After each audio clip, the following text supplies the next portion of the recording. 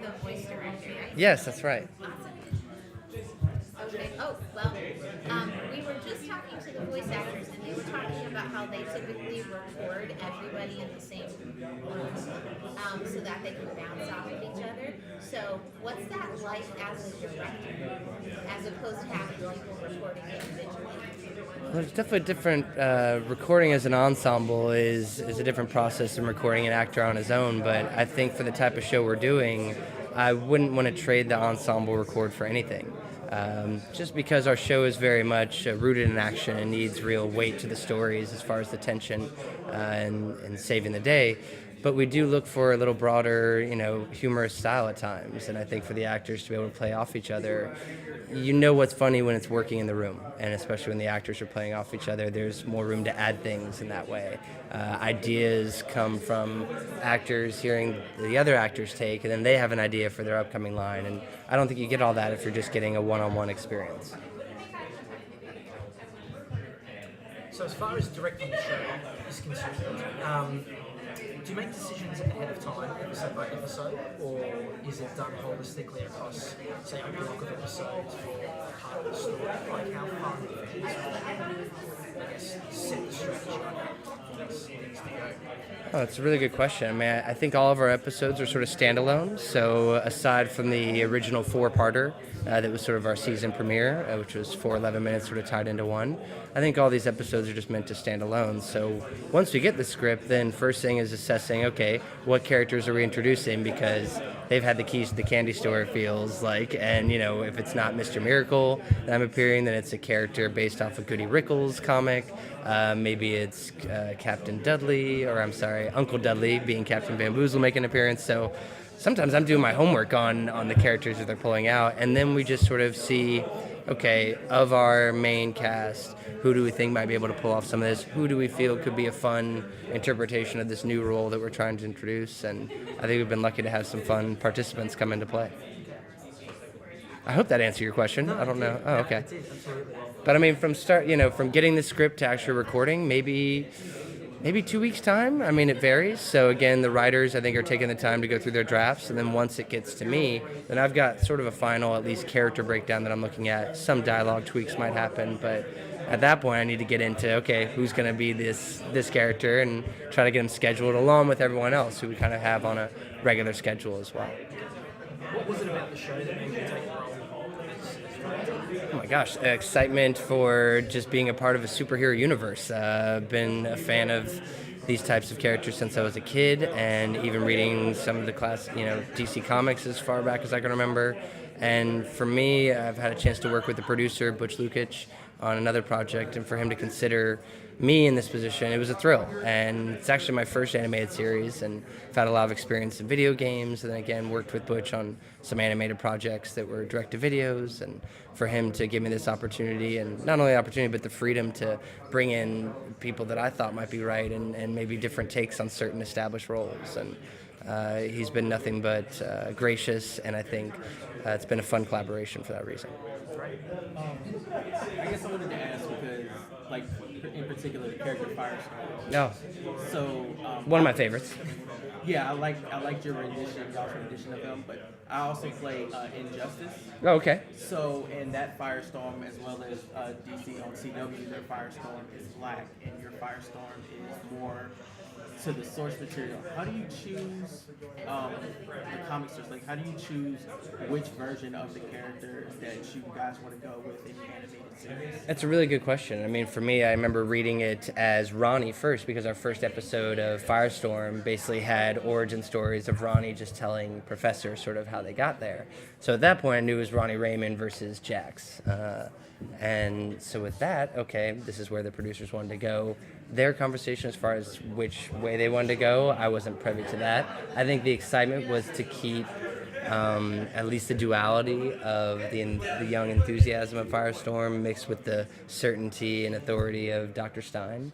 And to hear Stephen Tobolowsky's dryness and intelligence combined with PJ's exuberance, enthusiasm, and yet insecurity that slips in, it's been so much fun.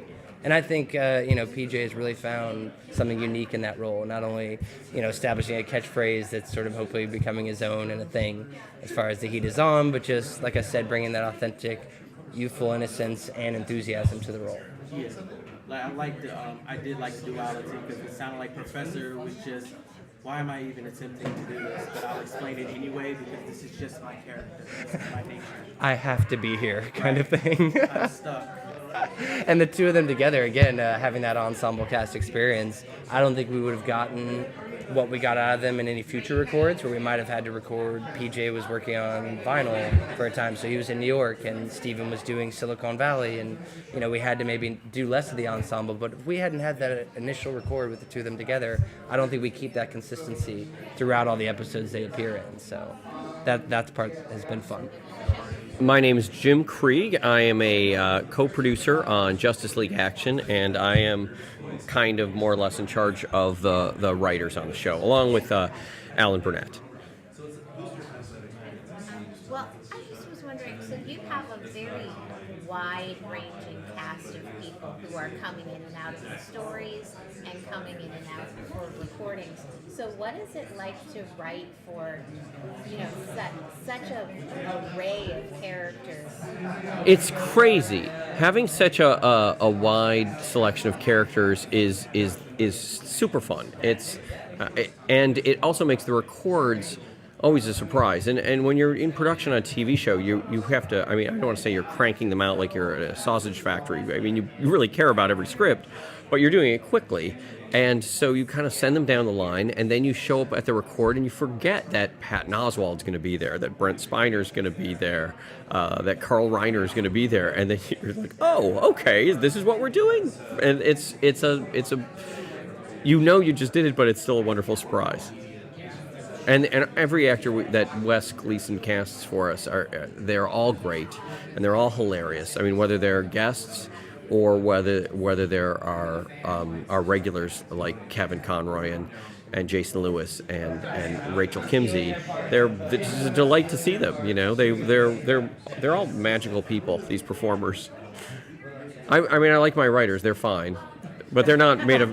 They're good. They're funny, but they are not made of magic, like the actors are. Is there ever an instance when it's hard to translate something that the writers have written for the voice actors to maybe try to maybe they don't get what you're trying to deliver on paper? Not for long. I would say I would like to say that our scripts are so complicated that they're hard to understand, but they're not.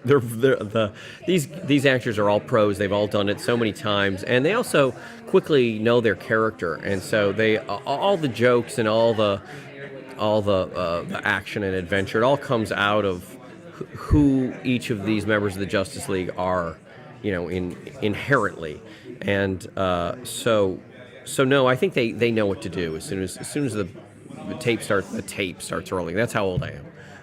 It's actually an Edison cylinder that keeps turning, and but they know exactly what to do.